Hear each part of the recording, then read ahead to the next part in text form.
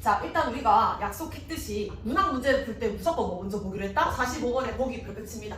무조건 보기 먼저 보면서 힌트를 얻기로 했는데 누가 봐도 긍정적인 단어, 누가 봐도 부정적인 단어 잡아서 이 시의 맥락에 대한 힌트를 좀 얻고 들어가야 되는 거죠. 자, 이 시에서는 일단 스타트는 어떻게 걸리고 있어? 어머니의 부재. 자, 그럼 일단 부정적인 단어로 스타트 되고 있는데 과연 이 시가 어머니가 돌아가시거나 안 계셔서 슬퍼서 좌절하고 있는 신가라고 하기에는 분위기가 바로 바뀌고 있죠. 가족의 보호를 받고 있다. 이제 이렇게 좀 흘러가주면 됩니다. 자, 그 다음에 또 자기가 어떤 단어 동그라미 쳐놨어? 그래서 내가 뭐를 느꼈다? 따뜻한 가족 애를 느꼈다. 그러면 내가 이거 딱 보자마자 이 시의 맥락을 어떻게 잡아가야겠어? 분명 시작은 부정적일 겁니다. 왜? 뭐가 드러나니까?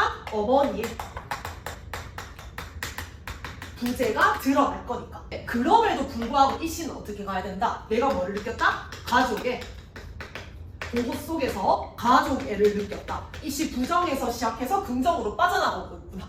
요거까지 파악해주면 됩니다. 자, 물론 여기까지 파악해놓은 것도 잘 파악해야겠지만 사실은 지금 보기를 읽을 때 마지막 문장들이 굉장히 중요하거든요. 그러면 이 시가 왜 썼을까? 자, 그러면 가족애랑 또 비슷한 단어 한번 찾아주면 됩니다. 지금 현대인이 이 시를 읽으면서 어떤 걸 느꼈으면 좋겠어? 굉장히 메마른 삶을 살고 있는데 여기서 말하는 메마른 삶은 그럼 우리가 살고 있는 이 현대사회, 현대인들의 몇 집에 누가 사는지도 모르고 이런 삶을 극복하는 방법이 뭐다? 인간, 우리 가족끼리 따뜻한 애를 느꼈듯이 인간들 사이에서도 좀 어때? 옆집에 관심도 좀 가지고 또 따뜻한 정을 나누는 시로 확장되고 있다. 자, 그러면 요까지 파악도 잘했지만 이 시는 어떻게 되고 있어? 내가 이거를 왜 떠올리고 있다? 지금 현대인이 어떤 삶을 살고 있어? 메마른 삶을 살고 있는데 내가 예전에 가족의 보호를 받았듯이 지금도 우리가 서로 뭐를 느꼈으면 좋겠다? 인간애를 느꼈으면 좋겠다. 자, 그러면 우리가 보기를 읽어야 된다는 알고 있지만 그냥 쓱 읽고 지나가는 것이 아니라 주요 단어 키워드 뽑아내서 이 시는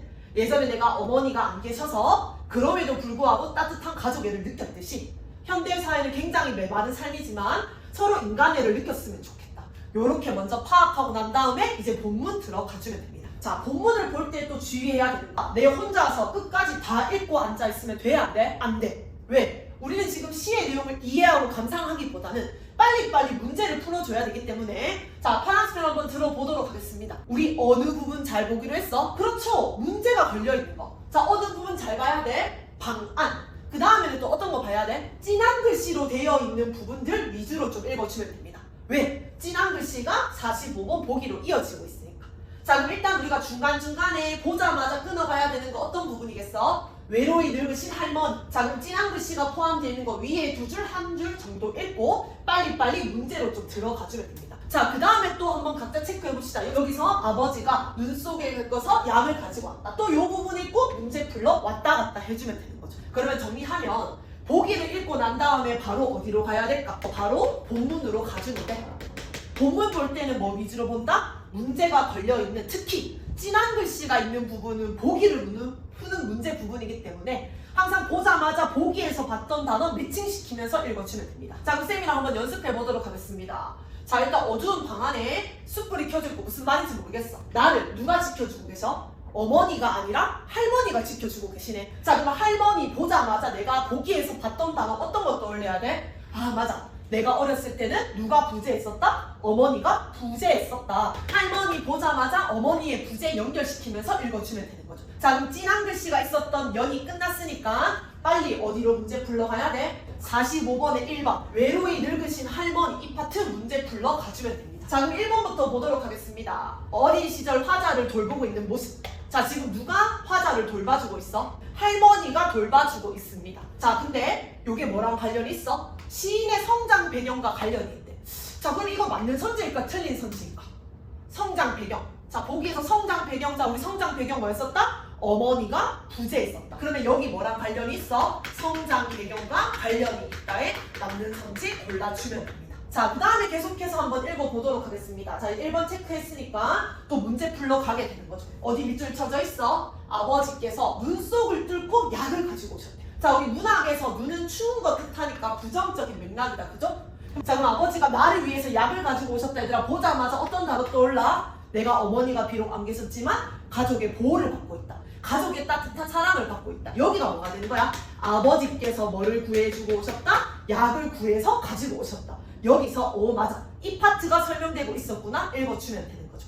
자, 그러면 또 여기 진한 글씨 읽었으니까 또 어디로 가주면 돼? 45번에 2번 선지 불러가주면 됩니다. 아버지께서 눈속을 헤치고 약을 구해오신 아버지의 사랑은 삭막한 현실을 극복할 수 있는 인간으로 확장될 수 있다. 오! 이것 봐. 내가 보기를 읽지 않으면 이게 무슨 소리지? 할 수 있겠지.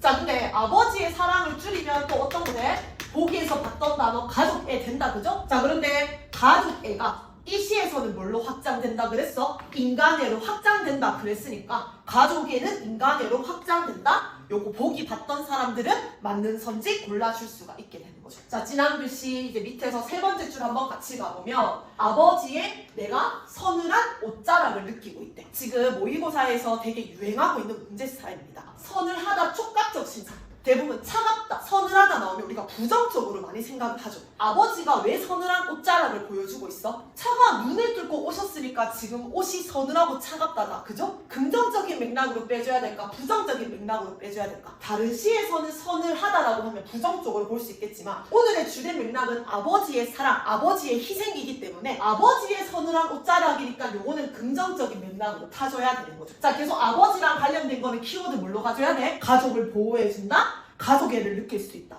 요렇게 좀 읽어줄 수가 있게 되는 거죠. 자, 4번 선지. 서늘한 옷자락은 화자가 경험하는 현대인들의 메마른 삶이다. 자, 아버지의 서늘한 옷자락. 여기서 꾸며주는 말이 뭐였었어? 아버지의이기 때문에 이 서늘한 옷자락은 우리가 긍정적인 맥락으로 볼 수가 있다. 그죠? 근데 지금 어떻게 나오고 있어? 현대인의 메마른 삶, 부정적으로 보고 있으니까 여기서 지금 앞뒤가 맞지 않는 선지라서 정답 몇 번 골라준다? 4번 골라준다. 요렇게 좀 읽어주면 됩니다. 내가 혼자씩 쭉 읽고 나서 푸는 게 아니라 지금부터 보기 문제는 언제 푼다? 진한 글씨 보자마자 왔다 갔다 하면서 풀어주는 거. 그래야 다른 해석이 섞이지 않고 그거 보고 바로 요것 좀 풀어줄 수 있는 거죠.